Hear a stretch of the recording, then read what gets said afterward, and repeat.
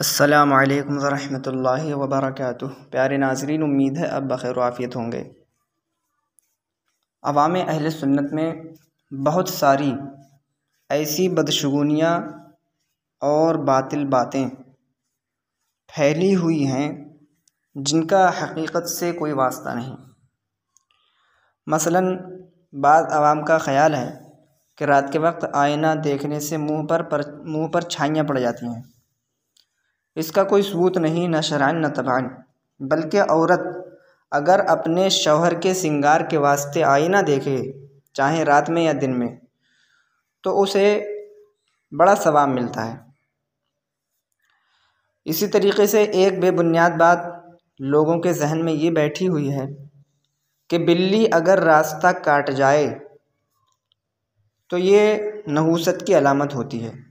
حالانکہ بلی کے راستہ کاٹنے سے کچھ نہیں ہوتا ہے، یہ خیال درست نہیں ہے۔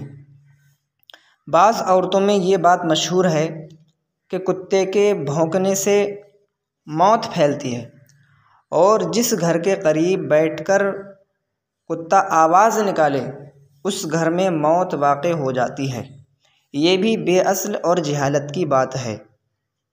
بعض عوام کا کہنا ہے کہ مرد کی بائیں آنکھ اور عورت کی دائیں آنکھ پھڑکنے سے کوئی مصیبت، رنج اور اس کے برعکس ہونے سے خوشی پیش آتی ہے۔ یہ محض غلط خیال ہے۔ بعض عورتیں مکان کے منڈیر پر کوے کے بولنے سے کسی مہمان کی آمد کا شگون لیتی ہیں، یہ خیال بھی غلط ہے۔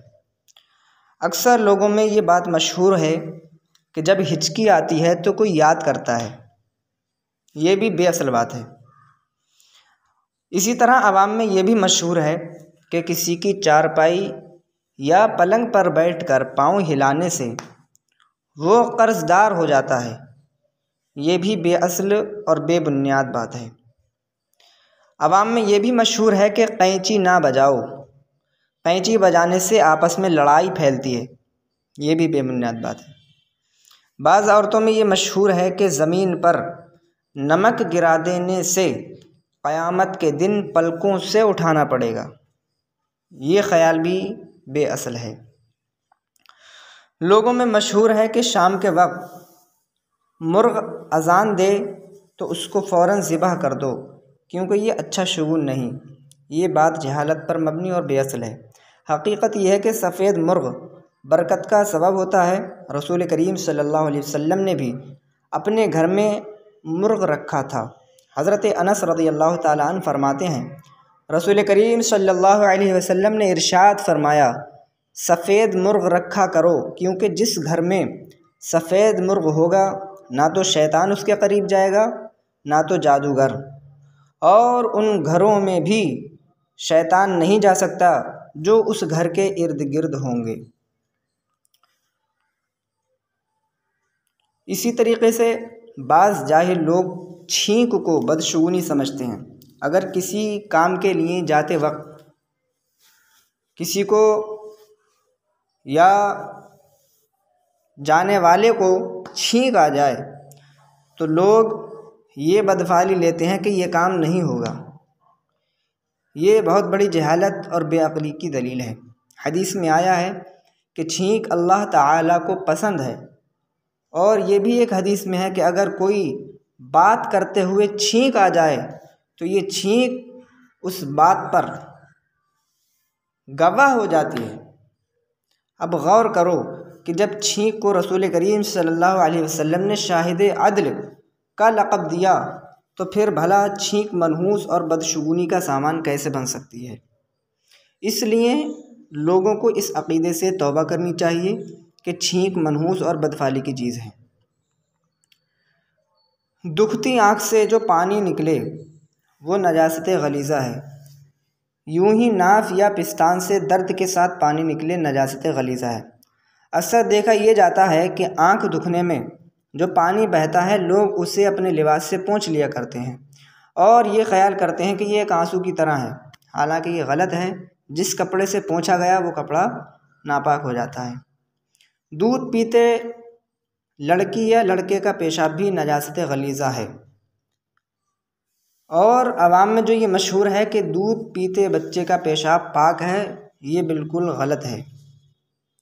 جس طرح ایک بڑے آدمی کا پیشاب ناپاک ہے، اسی طرح سے چھوٹے بچے کا، دودھ پیتے بچے کا پیشاب بھی ناپاک ہے۔ اگر اس کا پیشاب کپڑے پر لگ جائے تو اسے دھونا ضروری ہے، بغیر دھوئے اس کی نماز نہیں ہوگی۔ عوام میں یہ بات بھی مشہور ہے کہ کسی کا گھٹنا یا سطر کھلنے سے یا کسی کا سطر دیکھنے سے وضو ٹوٹ جاتا ہے۔ یہ خیال بھی محض بے بنیاد ہے۔ ہاں، وضو کے آداب سے یہ ہے کہ ناف سے زانوں کے نیچے تک سب سطر چھپا ہو، بلکہ استنجے کے بعد فوراً ہی چھپا لینا چاہیے کہ بغیر ضرورت سطر کھلا رہنا منع ہے، اور دوسروں کے سامنے سطر کھولنا حرام ہے۔ عوام میں یہ بھی مشہور ہے کہ عقیقے کا گوشت بچے کے ماں باپ اور دادا دادی، نانا نانی نہ کھائیں۔ یہ بھی غلط ہے، اس کا کوئی ثبوت نہیں ہے۔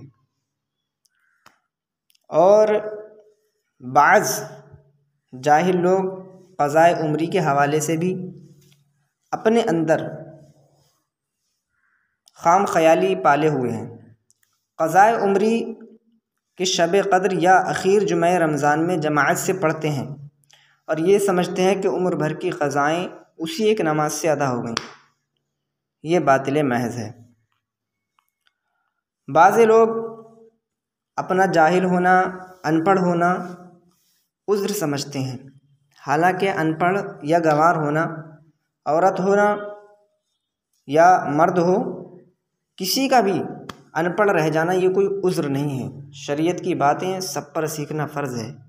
اگر اپنے فرائض و واجبات کو آدمی نہ جانے گا تو گناہ گار ہوگا اور عذاب میں گرفتار ہوگا۔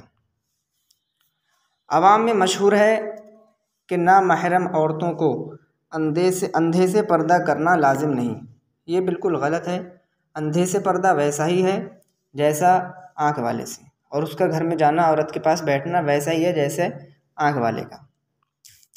بلکہ فقہاء کرام تو یہاں تک فرماتے ہیں کہ کافر عورت سے بھی پردہ کرنا ضروری ہے۔